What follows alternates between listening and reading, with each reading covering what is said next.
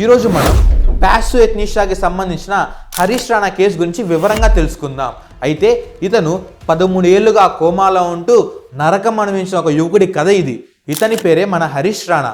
2013లో తలకి బలమైన గాయం కలగడంతో కంప్లీట్గా వెజిటేటివ్ స్టేట్లోకి వెళ్ళిపోయాడు. అసలు కదలలేని స్థితి ఇతంది.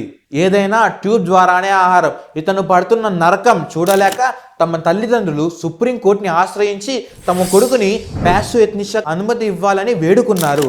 అయితే ఆర్టికల్ 21 మన రాజ్యాంగంలో ఏం చెప్తుంది? స్వేచ్ఛగా బ్రతికితే హక్కుతో పాటు గౌరవంగా మరణించే హక్కు కూడా ఉందని మార్చి 11, 2026న సుప్రీంకోర్టు చారిత్రాత్మకమైన తీర్పునిచ్చింది. దీని ద్వారా మన భారతదేశంలో ప్యాసివ్ ఎథ్నిషియాకి అనుమతి పొందిన మొట్టమొదటి భారతీయుడిగా మన హరీష్ రాణా ఉన్నాడు. అయితే ఈ తీర్పు తర్వాత మార్చి 24, 2026న ఢిల్లీ ఎయిమ్స్ హాస్పిటల్లో లైఫ్ సపోర్ట్ తీసేయడంతో మన హరీష్ రాణా మరణించారు. మరి ఈ ఆర్టికల్ 21 ప్యాసివ్ ఎథ్నిషియాకి సంబంధించిన మీ అభిప్రాయం ఏంటో కామెంట్స్ ద్వారా తెలపండి. Please like, share and subscribe. Thank you. Veranda IAS, where your dream becomes reality.